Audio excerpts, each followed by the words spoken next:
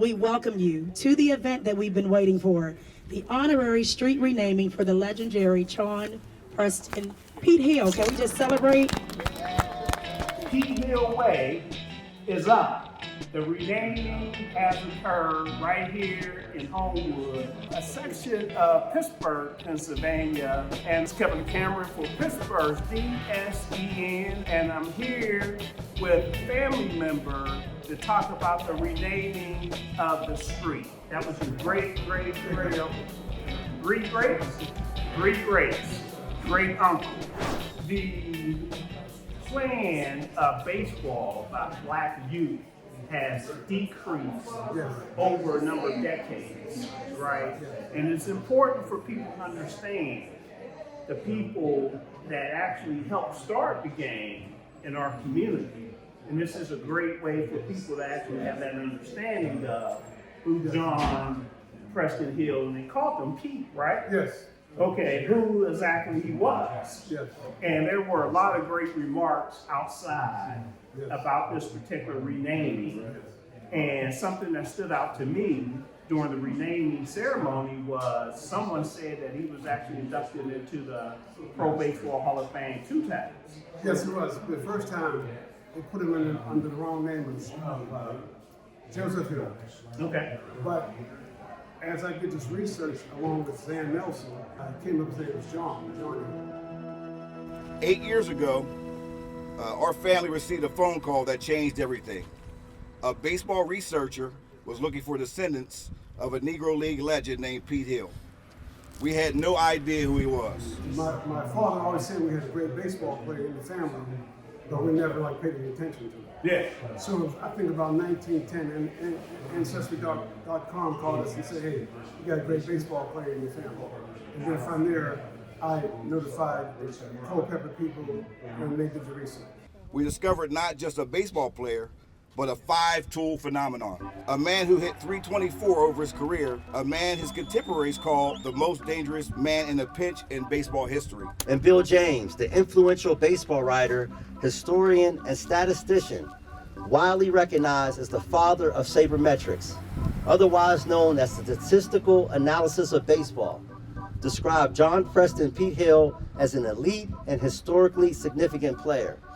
In his seminal work, the Bill James Historical Baseball Abstract, which provides a comprehensive decade-by-decade analysis and ranking of players and teams, Bill James ranked Pete Hill as the 7th greatest baseball player of all time. He can hit, he can hit for power, he can run, he can field, and he can throw.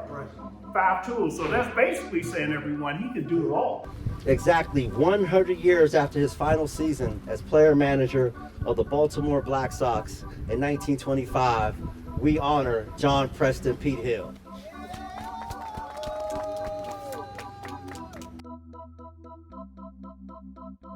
I come from Culpeper, which is where we discovered Pete was actually born. And this day, and all the wonderful changes that have come about as we learn about Pete Hill did not happen in a vacuum. They did not happen with one person. The saying that it takes a village to raise a child, it took 2 or 3 or 4 villages to bring this man to the legacy he deserves. We discovered a man who was so good, so undeniable, that the Baseball Hall of Fame had to induct him twice. You heard that right. They inducted him twice because the first time they got his name wrong. He was even buried under the wrong name. But his excellence was so profound, so irrefutable, that when the truth came to light, Cooperstown welcomed him home again. This time with the right name, with his family present, he got the honor he deserved. Pete Hill's career unfolded during a time when segregation barred black players from Major League Baseball. Yet through his extraordinary talent and leadership in the Negro Leagues, Hill challenged those barriers, embodying a spirit of perseverance and dignity. We pay tribute to the giant who paved the way for Oscar Charleston, for Josh Gibson, for Jackie Robinson, for Larry Doby, for Willie Mays, and Roberto Clemente. His leadership as a player and manager inspired countless Black Americans to believe in their potential despite their oppression. In honoring Pete Hill, we acknowledge that his legacy is a part of the broader civil rights movement, a movement that seeks equality, fairness, and inclusion in every aspect of American life, making room for Black excellence. I have been doing something, particularly in African American history, called writing the record. That's RIGHT, writing the record. This is a perfect example today with this name on the street, because the two platforms of writing the record are public and permanent recognition for stories that have gone untold, denied, ignored, or simply not fleshed out in accurate detail. We must continue to do that as adults, as the councilman said, for the next generations, as well as recognizing the ancestors who went before us. This will be the first time in the Homewood Preston community that we got a street named after an African American. And that's incredible. You know, every one of these streets we walk, but they named after us. When our children that play football on this field, go swimming on this field, will ask their mom, who was he? It was Pete Hill. What did he do? Do you know how that inspiration changes children? Do you know that it gives them another lens to be able to see what they can be? I've never had a neighborhood called Homewood named after someone who looked like me. And for this to be the first one, shouldn't be the last. But this is special to me, that we will finally have one named after our homegrown person. Uncle Pete walked these very streets.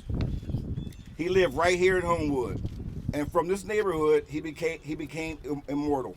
Today, the Pete Hill Foundation carries his legacy forward, introducing urban youth to baseball, teaching the values of resilience, discipline, and teamwork. We're partnering with organizations like League Park in Cleveland to create opportunities for young people to discover their own greatness. In closing, Pete Hill's story teaches us this: excellence cannot be hidden, talent cannot be erased, and there is no telling what heights any child from this neighborhood or from any neighborhood can reach.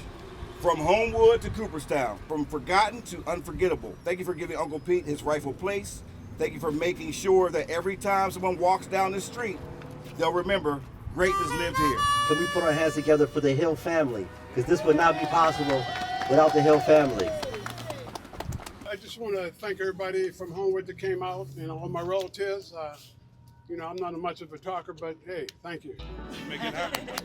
There were a lot of dignitaries out there today, the mayor and some of the other ones. State representatives. Okay, state representative. One of the main things that I know you would like to see is baseball being played in this area.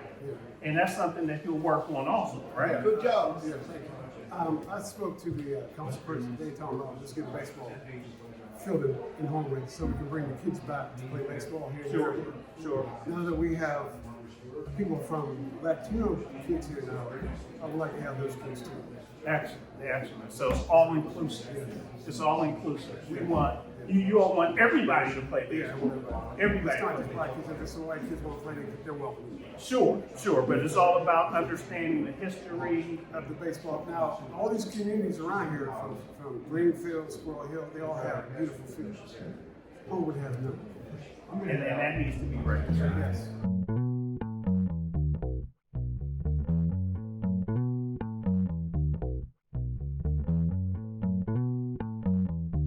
I know a lot of you aren't from Pittsburgh, but when you do come to Pittsburgh, make sure you come to Homewood, just so you can see this sign and the history that consists behind this sign, Negro League Baseball, wouldn't have happened unless people like John Preston Hill got things started.